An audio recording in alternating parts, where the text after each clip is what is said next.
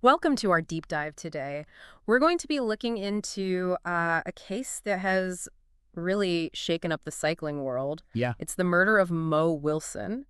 And we're using excerpts from an article called The Mysterious Murder of Mo Wilson, a gripping manhunt across the globe. Yeah, very interesting article. It really takes you through the investigation, the search for the suspect. Hmm. What about this case, when you first heard about it, really jumped out at you? I think the contrast between Mo's life, Yeah. she was so full of promise and passion, and then the way that her life was taken, it was so brutal. It's just like, how could this happen?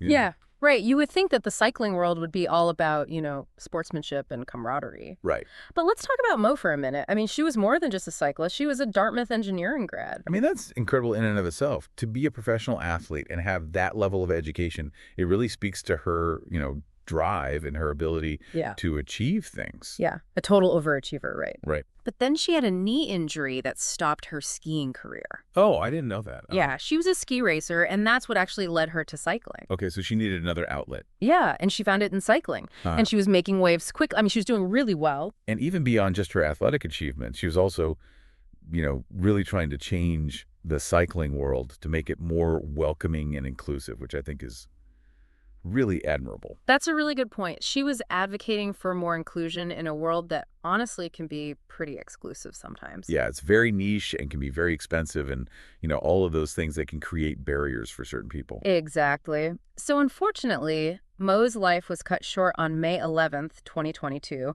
just a few days before her 26th birthday. And she was found shot to death Oh, wow. in an apartment in Austin, Texas. So sad. It's just a terrible, terrible thing. Yeah. And a friend of hers actually found her and tried to save her, but it was too late.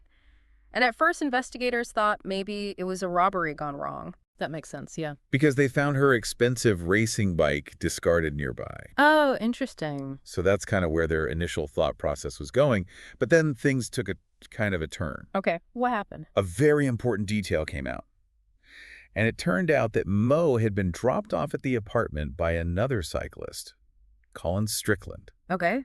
and they had a romantic history. Oh, okay. So maybe a little more complicated than just a random robbery. Exactly, yeah. And at the time, Strickland was actually living with his girlfriend, Caitlyn Armstrong, and they were both really deep in the cycling world. Mm. So it's like this whole, cycling community, they all know each other. Oh, wow. So that adds another layer of complexity to it. Yeah, absolutely. Ugh. And Strickland was saying that, he and Mo had ended things amicably. Hmm. But investigators, they weren't so sure about that. Well, I can imagine. And so they started thinking, well, maybe jealousy could have been a motive, especially when you start to consider Armstrong's connection to the crime. Wait, what do you mean? What was her connection to the crime? So there was some security footage from a neighbor's camera that showed a black SUV, had a bike rack on it, Okay, and it was parked right outside Mo's apartment, like right after Strickland left. interesting. And then, come to find out, that SUV was actually registered to Caitlyn Armstrong. Oh, wow. Okay, so that definitely changes things. Yeah, that's a big red flag. Right. So that really shifted things for the investigators. It put Armstrong front and center. Now she's the prime suspect in Mo's murder. Wow. Okay. And you know what happened next? What happened next? Tell me. Well, she took off. Really, Gone. like completely disappeared. Completely off the grid. Fake IDs, even got herself some plastic surgery, changed her appearance. Oh, wow. So they were on a full-blown manhunt. I mean, they were chasing leads all over the U.S. Wow. And eventually it led them all the way to Costa Rica. No way. Over a month to track her down. It's like something straight out of a movie. It is. It really is. And, it makes you think, like, what would drive someone to those lengths? Right. It's hard to know what was going through her mind. I guess so. But that level of planning, Huh?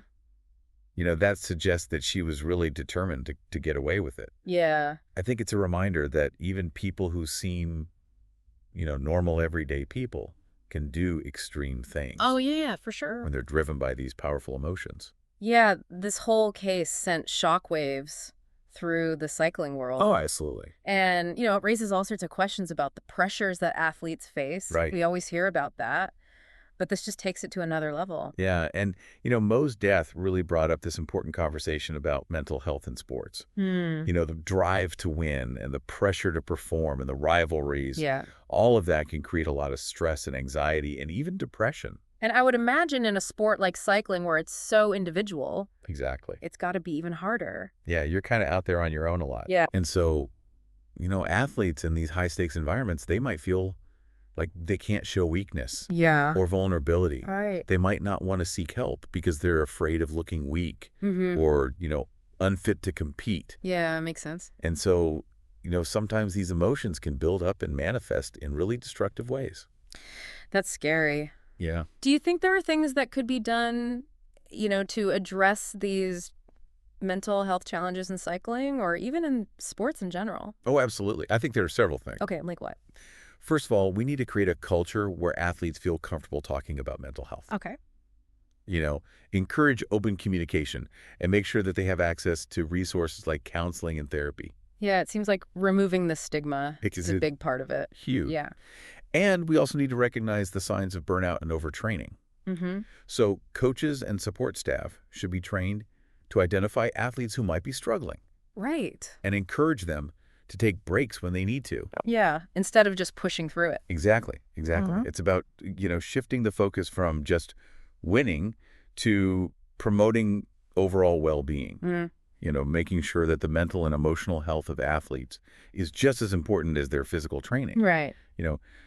A healthy mind is essential for peak performance, just like a healthy body. Absolutely.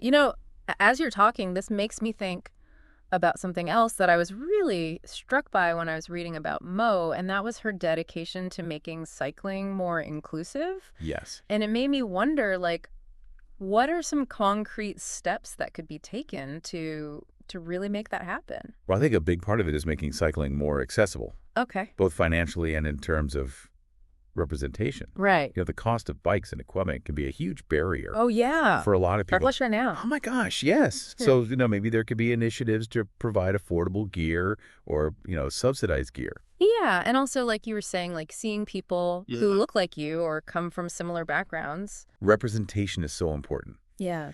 Seeing someone who looks like you succeeding in the sport can be so inspiring. Mm-hmm. So we need to actively support and promote cyclists from underrepresented communities. I think it just makes the sport better for everyone. Absolutely.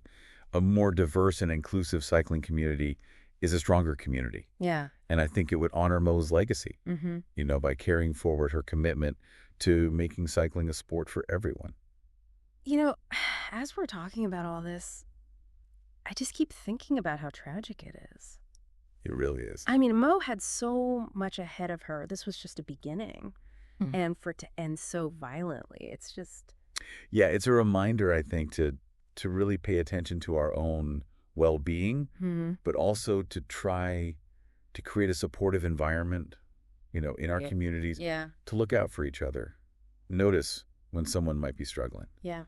and be there for them. It's like that idea that even just a small act of kindness Exactly. or a moment of connection Yeah. can make a huge difference. Absolutely.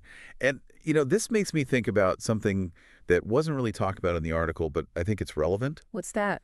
The idea of forgiveness. Hmm.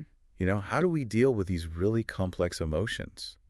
The anger, Mm. the grief, the need for justice, Right. but also how do we make space for healing and reconciliation? Wow.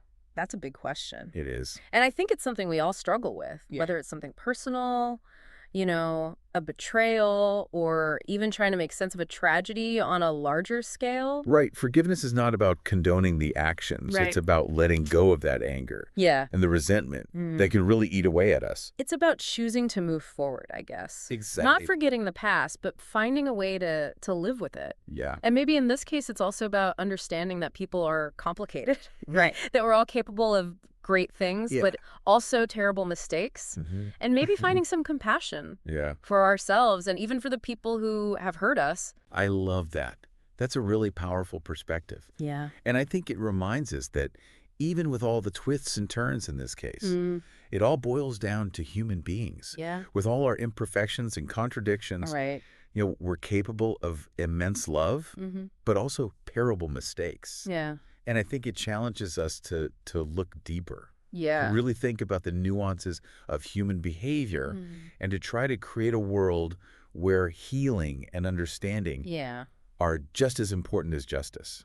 This deep dive has really been thought-provoking. I agree. We went from the specifics of the crime to the manhunt, and then even into this conversation about mental health and inclusivity and now forgiveness. It's a lot to process. It is. Yeah. It shows that Mo's story is about so much more. So much more than just the events. Yeah. It really makes you think about our own values and our relationships and what kind of world we want to live in. Right. I think it's a call to action to try to make the world a better place. And to honor her legacy. Exactly. Yeah. By creating a more inclusive and compassionate environment. Yeah, not just in cycling, but in everything we do. Absolutely. Well, thank you for joining us on this deep dive. It's been my pleasure. We hope that Mo's story continues to spark conversations and inspire positive change. As do I. Thanks for listening.